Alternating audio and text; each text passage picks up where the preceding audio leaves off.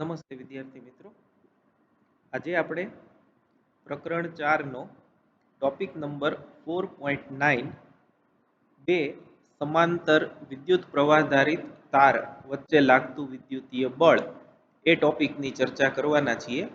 અને આ ટોપિકમાં સાથે સાથે 1 એમ્પિયર કોને કહેવાય એની પણ ચર્ચા કરીશું. આપણે એ જાણીએ છીએ કે મૂળભૂત એકમોમાંનો એક એકમ જે છે એ એમ્પિયર છે. તો એ એમ્પિયર કઈ રીતે વ્યાખ્યાયિત કરવો એની માહિતી તમને આ ટોપિકમાંથી મળી જશે. એટલે આપણો જે સેકન્ડ સેક્શન છે બાયો સાવરનો નિયમ અને તેના ઉપયોગો એ આ ટોપિક સુધીનો છે 4.9. નેક્સ્ટ જે છે એ મૂવિંગ કોઇલ ગેલ્વેનોમીટર અને એને લગતો છે. તો આજે આપણે આ ટોપિક કરશું અને આને રિલેટેડ જે સ્વાધ્યાયના એક બે દાખલા છે અને ઉદાહરણ 10 એની આજે ચર્ચા કરવાના છીએ. તો તમે ટાઇટલ આપો, બે સમાંતર વિદ્યુત પ્રવાહો અથવા તો વિદ્યુત પ્રવાહધારિત તાર વચ્ચે લાગતું ચુંબકીય બળ. આ ટોપિક ઇમ્પોર્ટન્ટ છે. 2 માર્કમાં બોર્ડ એક્ઝામમાં પૂછાઈ શકે એવો અગત્યનો એક ટોપિક છે. હવે આપણે પહેલા બે સમાંતર વિદ્યુત પ્રવાહધારિત તાર જે છે એને આપણે ધ્યાનમાં લઈએ. તો ધારો કે આ એક તાર છે અને એ અનંત લંબાઈનો છે, એટલે આપણે એને આમ લેશું. આ બીજો એને સમાંતર હોય એવો તાર છે. બંને તાર એકબીજાને સમાંતર છે. આ પણ અનંત લંબાઈનો તાર થયો. બંને વચ્ચેનું લંબ અંતર ધારો કે d જેટલું છે. આને આપણે તાર A કહીએ અને આને આપણે તાર B કહીએ. આ તાર જે છે એ એમાંથી પસાર થતો પ્રવાહ એને IA કહીએ અને આમાંથી પસાર થતો પ્રવાહ એને IB કહીએ. તમે તારને 1 અને 2 એમ પણ કહી શકો. I1 I2 પ્રવાહ. બે તાર વચ્ચેનું અંતર જે D છે, D ફોર ડિસ્ટન્સ, એની બદલે તમે R લ્યો તો પણ વાંધો નથી. આ જે ટેક્સ્ટબુકની અંદર જે સિમ્બોલ યુઝ કર્યા છે એ આપણે વાપર્યા છે. હવે જુઓ, બહુ સિમ્પલ લોજિક છે અથવા તો બહુ સિમ્પલ ફિઝિક્સ છે. આપણે એવું ભણી ગયા છીએ કે વિદ્યુત પ્રવાહધારિત તાર હોય તો એ તાર વડે ચુંબકીય ક્ષેત્ર એની આસપાસના વિસ્તારમાં ઉદ્ભવે. અને જો બીજું આપણે એવું ભણ્યા છીએ, તમને હું થોડુંક અહીંયા હિન્ટ આપી દઉં કઈ રીતે આપણે ટોપિક કરશું અને આ ટોપિકની પાછળનું ફિઝિક્સ શું છે. તો પહેલો મુદ્દો એવો છે કે વિદ્યુત પ્રવાહધારિત તાર પોતાની આસપાસ ચુંબકીય ક્ષેત્ર ઉત્પન્ન કરે છે જે B બરાબર μ0I/2πr વડે રજૂ થાય છે. ક્યારે? અનંત લંબાઈનો અથવા તો અતિ લાંબો તાર હોય તો. આ એક પહેલો કન્સેપ્ટ જે તમે જાણો છો એ છે. અને બીજો અને અગત્યનો કન્સેપ્ટ જે છે એ આ છે, ચુંબકીય ક્ષેત્રમાં મૂકેલા વિદ્યુત પ્રવાહધારિત તાર પર બળ લાગે છે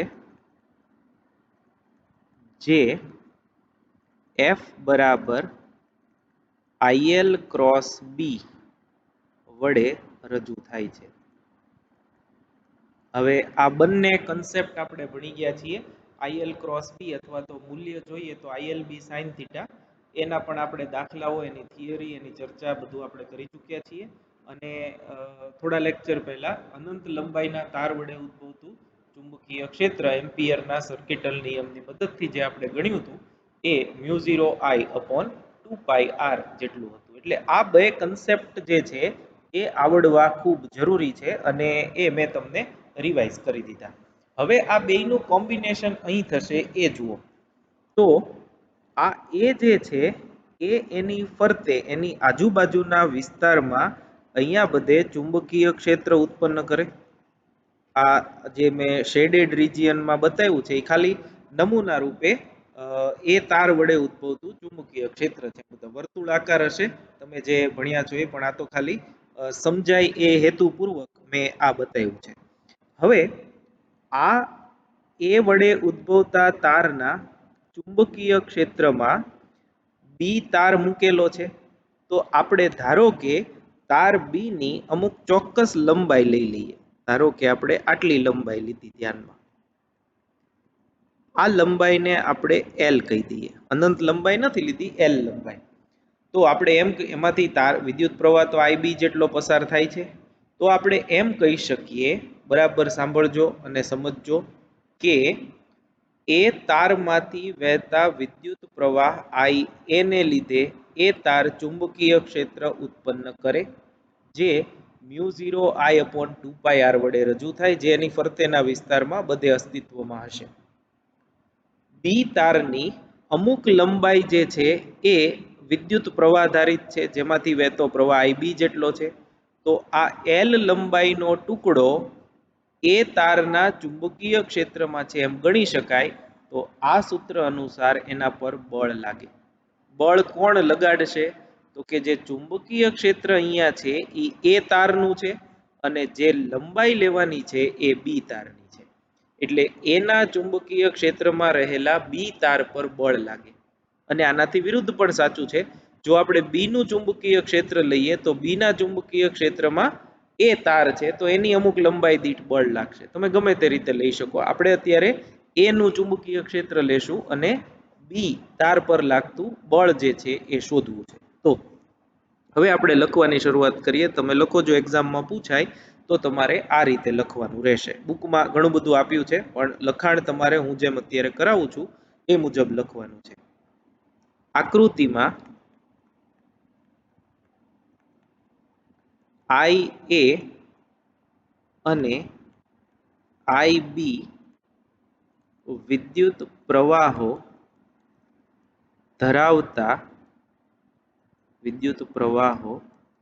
ધરાવતા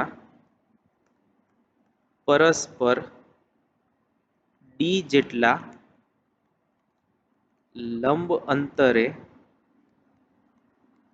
રહેલા બે અતિ લાંબા, સૈદ્ધાંતિક રીતે અનંત લંબાઈના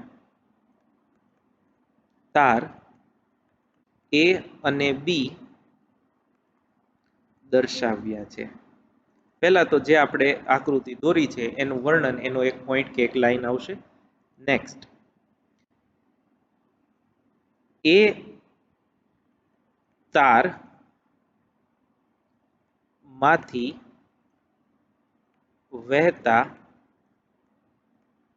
પ્રવાહ IA ના લીધે તેની આસપાસ ચુંબકીય ક્ષેત્ર ઉત્પન્ન થાય છે, જેનું મૂલ્ય ડી અંતરે B of A બરાબર μ0 IA/2π into D. બરાબર છે? μ0 IA/2πD. પ્રવાહ IA જેટલો છે અને અંતર D જેટલું છે. આને આપણે કહી દઈએ પરિણામ નંબર 1 છે. હવે જોજો બરાબર, આ ચુંબકીય ક્ષેત્રની દિશા તો ક્યાં આગળ? બી પાસે.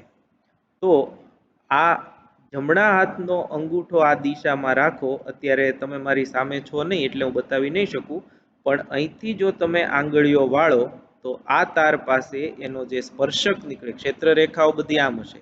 એટલે સમકેન્દ્રીય વર્તુળો તમે જો બતાવો તો એ આમ દોરવા પડે, જેની દિશા આમ હશે, આ ચુંબકીય ક્ષેત્રની દિશા. તો અહીંથી તમે જો અહીંયા દોરો તો એ નીચે તરફની દિશામાં થાય. નીચે તરફની દિશાને આપણે આમ દર્શાવશું. આ દિશા અધો દિશા છે એમ તમે સમજજો. બી એ ચુંબકીય ક્ષેત્રની દિશા એ અધો દિશામાં છે. એટલે તમે જો તમારે સમજવું હોય તો તમે તમારા હાથમાં બે પેન જે છે પેરેલલ પકડી રાખો. તો બે પેન જે પેરેલલ પકડી હોય એમાંથી જે એ પેન તમે કયો એકને બી કહી દો, તો બી જે ના પર લાગતું બળ હોય એ બી પેન જે છે એની નીચે તરફ આ બળ લાગતું હશે. સોરી, ચુંબકીય ક્ષેત્ર જે છે એની દિશા હશે. એટલે તારની નીચે તરફ, પણ દ્વિપરિમાણમાં આપણે આકૃતિમાં બતાવવું હોય તો આમ બતાવી શકીએ. હવે તમે જોજો તમારી પેનમાં નીચે તરફ જો બી હોય અને આઈએલ જે છે એ તો અહીંયા ઉપર તરફ જ છે વિદ્યુત પ્રવાહ, તો આઈએલ અને બી બે પરસ્પર લંબ થયા. પહેલું તો આ જે આઈએલ છે એ અને બી આ જે છે એ 90 ડિગ્રી થશે અને એનો ક્રોસ ગુણાકાર કરો તો એ બે થી રચાતું સમતલ, અને જો સ્ક્રૂ ફેરવો તો બળ જે છે એ આ તરફ લાગશે. આ જે છે એ એફ ની દિશા થઈ, જે તાર એ નું ચુંબકીય ક્ષેત્ર બી પર લગાડે છે એને આપણે એફ બી એ કહેશું. આ આઈ બી આમ છે, આ એફ આમ છે અને આ નીચે તરફ છે. ખાસ યાદ રાખજો, આ જે બી એ છે એ નીચે તરફ છે એમ તમારે સમજવાનું છે. તો આપણે એ લખી નાખીએ. આ ચુંબકીય ક્ષેત્રમાં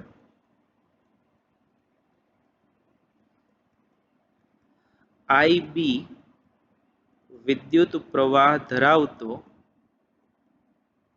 તાર બી રહેલો છે.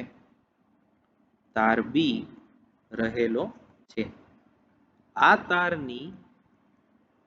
તારની એલ લંબાઈ પર લાગતું ચુંબકીય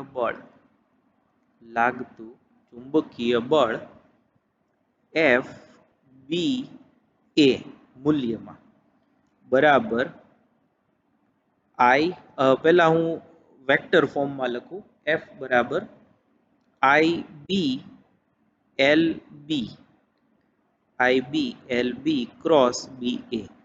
એટલે આ બરાબર જોજો, ચુંબકીય ક્ષેત્ર એનું પણ લંબાઈ અને પ્રવાહ જે છે જેના પર ચુંબકીય ક્ષેત્ર બળ લાગતું હોય, ચુંબકીય બળ જેના પર લાગતું હોય એ.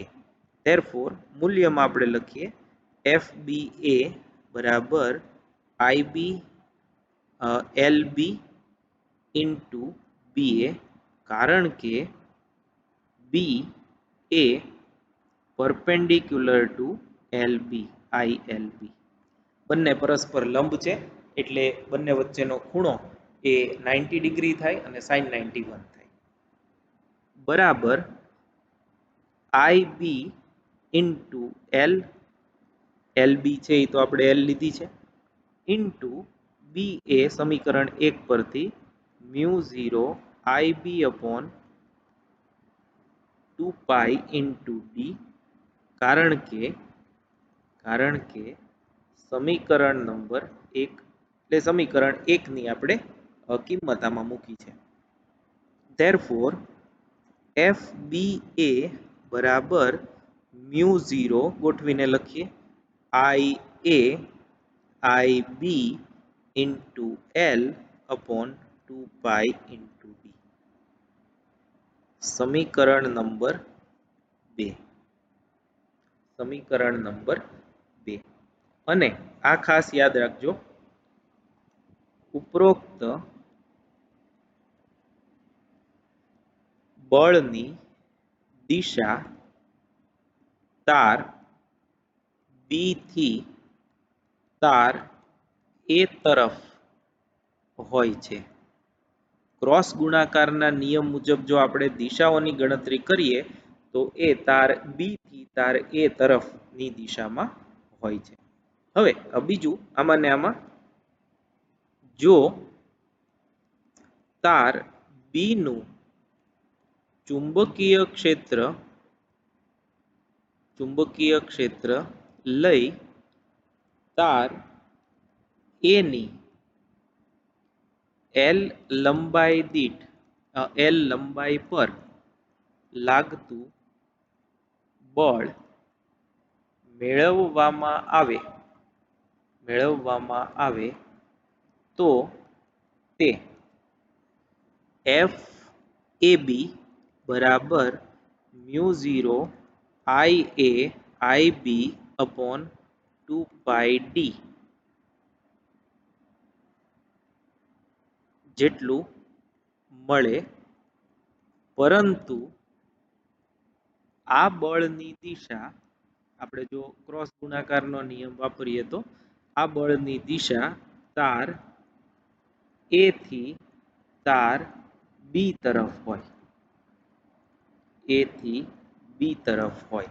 એટલે આકૃતિમાં હું તમને બતાવું કે જો આપણે આની એલ લંબાઈ લીધી હોય, ધારો કે આટલી લંબાઈ જે છે એને આપણે એલ કહીએ, અને આનું ચુંબકીય ક્ષેત્ર નીચે તરફ જ આવશે, આમાં પણ આ બી લઈએ તો આનું ચુંબકીય ક્ષેત્ર જે છે, ચુંબકીય બળ સોરી, એ આ દિશામાં હશે, એફ એ બી, આમ એટલે આના કરતા વિરુદ્ધ દિશા. એટલે આમ તાર એ તાર બી પર જેટલું બળ લગાડે તેટલા જ મૂલ્યનું બળ તાર એ પર લગાડે છે, પરંતુ તેની દિશા વિરુદ્ધ હોય છે. હવે આમાં કઈ નવાઈ પામવા જેવું છે નહીં, આવું થવું જ જોઈએ, ન થાય તો નવાઈ પામવું જોઈએ, કેમ કે આ ન્યૂટનનો ત્રીજો નિયમ છે એ તમે જાણો છો.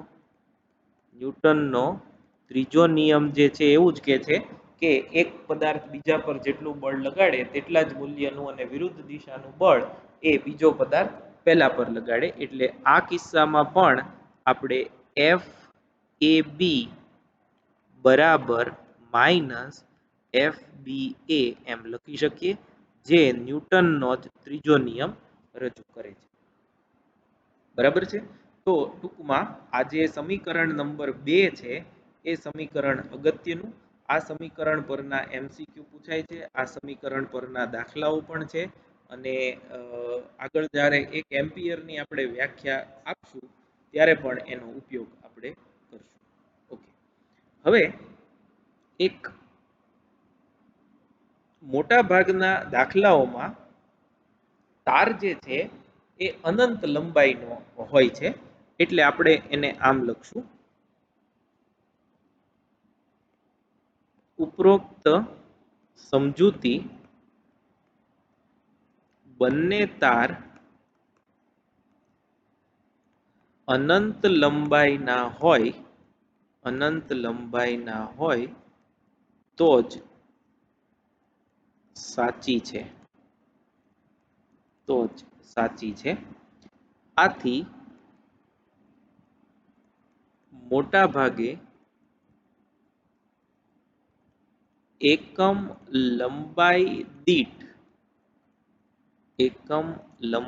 દીઠ બળ ગણવામાં આવે છે. જ્યારે વ્યવહારમાં આપણે જોઈએ ત્યારે એકમ લંબાઈ દીઠ બળ જે છે એની જ તે આપણે ઉપયોગ કરશું. તો એફ બી એ બી સરખું જ છે, તો હું લખું છું એફ બી એ બરાબર mu 0 I A I B L upon 2 pi into D છે. તો therefore F B A by L આ થયું એકમ લંબાઈ દીઠ વિદ્યુતીય બળ, એને આપણે સ્મોલ એફ કહીશું. યાદ રાખજો, હવેથી સ્મોલ એફ જે છે એ એકમ લંબાઈ દીઠ બળ થયું, બરાબર mu 0 I A I B upon 2 pi into D. આ એકમ લંબાઈ દીઠ લાગતું બળ દર્શાવે છે. એકમ લંબાઈ દીઠ બળ. હવે જુઓ, આ સમીકરણમાં આઈ એ બરાબર આઈ બી બરાબર 1 એમ્પિયર લઈએ. એવું ક્યારે થાય તો કે ડી જે છે એ આપણે 1 મીટર લઈએ, એફ બી એ જે છે એ 1 ન્યૂટન પર મીટર લઈએ, બરાબર છે. અથવા તો આમાં આ જે છે અહીંયા હું લખું છું, બે રીતે સમજાવી દઉં. F A 1 newton, D 1 metre, L 1 metre, I A અને આઈ બી 1 એમ્પિયર. જો આટલું આપણે લઈએ તો એફ બી એ બરાબર μ0/2π થાય અને એ 4π × 10⁻⁻7 ડિવાઈડ બાય 2π એટલે 2 × 10⁻⁻7 ન્યૂટન. તો જુઓ આપણે આને આમ બોલશું.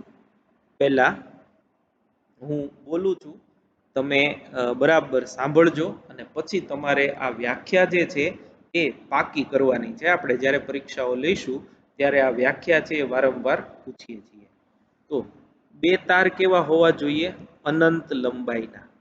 તો અનંત લંબાઈના બે સુરેખ સમાંતર વાહકો માટે અનંત લંબાઈના વિદ્યુત પ્રવાહ ધારિત બે સુરેખ સમાંતર વાહકો માટે જ્યારે બંને વાહકો એકબીજાથી 1 મીટર અંતરે હોય ત્યારે જો તેમની એકમ લંબાઈ દીઠ લાગતું બળ 2 × 10⁻⁷ ન્યૂટન હોય તો તેમાંથી વહેતા પ્રવાહો 1 એમ્પિયર છે એમ કહેવાય.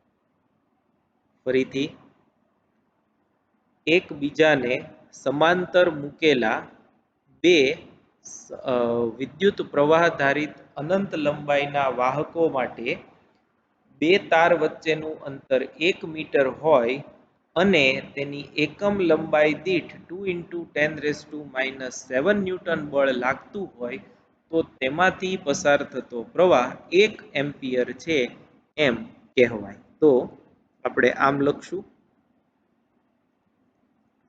એકબીજાથી 1 મીટર અંતરે શૂન્યાવકાશમાં રહેલા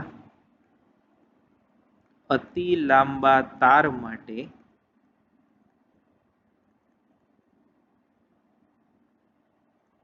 તારની એકમ લંબાઈ દીઠ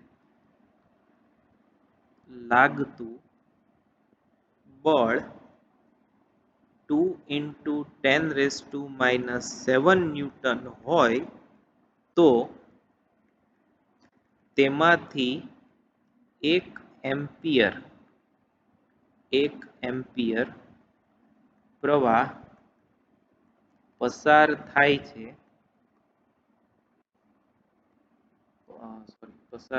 છે તેમ કહેવાય.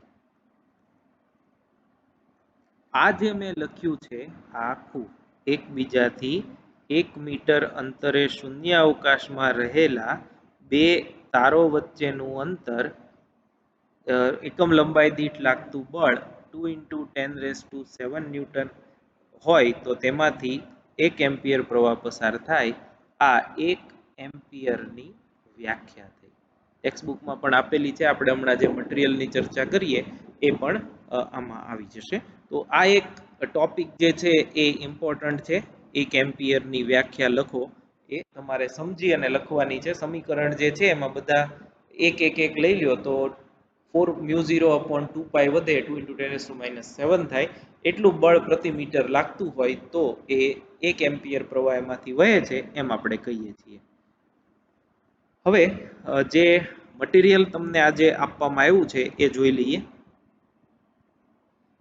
બે સમાંતર વિદ્યુત પ્રવાહ ધારિત તાર વચ્ચે લાગતા બળનું સૂત્ર મેળવો અને તેના પરથી 1 એમ્પિયરની વ્યાખ્યા આપો.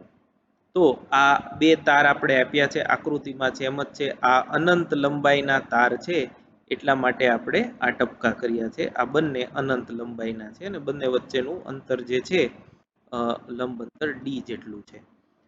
હવે જે મેં કર્યું એનું જ વર્ણન અહીંયા છે, તો તમે અહીંથી જુઓ દરેકમાં આઈબી પ્રવાહ પસાર થાય છે. વાહક એ વડે બી પર દરેક બિંદુએ સમાન ચુંબકીય ક્ષેત્ર બી એ ઉત્પન્ન થાય, જેની દિશા જ્યારે બંને સમક્ષિતિજ હોય ત્યારે નીચે તરફ એટલે કે અધો દિશામાં, અને આ એનું મૂલ્ય આપણે જાણીએ છીએ. ચુંબકીય ક્ષેત્ર બી એ ના કારણે વિદ્યુત પ્રવાહ આઈબી ધરાવતો સુવાહક ચુંબકીય બળ અનુભવશે આઈએલ ક્રોસ બી મુજબ. આ બળ સુવાહક એ ની દિશામાં હશે, જેને આપણે એફબી એ વડે દર્શાવીએ તો આઈએલ બી પરથી બી નો પ્રવાહખંડ અને એ નું ચુંબકીય ક્ષેત્ર. એટલે આ જે છે એ આપણું ફાઇનલ ફોર્મ્યુલા, અને આ ફોર્મ્યુલા ન્યુમેરિકલની ગણતરીઓ માટે ખૂબ જ અગત્યનું છે, વેરી ઇમ્પોર્ટન્ટ. અને ન્યૂટનના ત્રીજા નિયમ મુજબ એફબી એ બરાબર માઇનસ એફ એ બી છે. હવે આ ઇમ્પોર્ટન્ટ છે, ધીસ ઇઝ મોસ્ટ ઇમ્પોર્ટન્ટ. દિશા જુઓ, ઉપરોક્ત બળોની દિશા પરથી કહી શકાય કે એક જ દિશામાં વહેતા વિદ્યુત પ્રવાહો એકબીજાને આકર્ષે છે અને વિરુદ્ધ દિશામાં વહેતા વિદ્યુત પ્રવાહો અપાકર્ષે છે. એટલે જો વિરુદ્ધ દિશામાં પ્રવાહો વહેતા હોય તો અપાકર્ષે છે, અને જો એક જ દિશામાં પ્રવાહો હોય તો આકર્ષે છે. વિદ્યુત માટે આપણે ઉલટું છે, સમાન હોય વિદ્યુત ભારો તો અપાકર્ષે, અસમાન હોય તો આકર્ષે. આમાં એવું નથી, એનાથી ઊંધું તમે યાદ રાખી શકો. અને એના પરથી આપણે એકમ લંબાઈ દીઠ મૂલ્ય બતાવ્યું છે એફનું, અને એના પરથી આપણે 1 એમ્પિયરની વ્યાખ્યા આપી છે, તમે બરાબર સમજજો. બે અતિ લાંબા, સુરેખ અને નહિવત આડછેદ ધરાવતા તથા શૂન્યાવકાશમાં મ્યુ0 આવે છે, એટલે એકબીજાથી 1 મીટર અંતરે સમાંતર મૂકેલા વાહકોમાંથી પસાર થતા વિદ્યુત પ્રવાહો માટે એકમ લંબાઈ દીઠ લાગતું બળ 2 × 10⁻⁷ ન્યૂટન હોય તો તારમાંથી પસાર થતો પ્રવાહ 1 એમ્પિયર છે એમ કહેવાય. તારમાંથી પસાર થતો પ્રવાહ 1 એમ્પિયર છે એમ કહેવાય, અને એના ઉપરથી 1 કુલંબની વ્યાખ્યા આપવામાં આવી છે. એટલે આ જે છે એ ઇમ્પોર્ટન્ટ છે, બરાબર છે. તો અહીં આપણે આ ટોપિક પૂરો કરીએ છીએ. આગળ જે છે એ અહીંયા ને અહીંયા એના દાખલાઓ છે મટીરિયલમાં આગળ, પણ એની આપણે વારાફરતી 1 by 1 પછી ચર્ચા કરવાના છીએ. Thank you very much.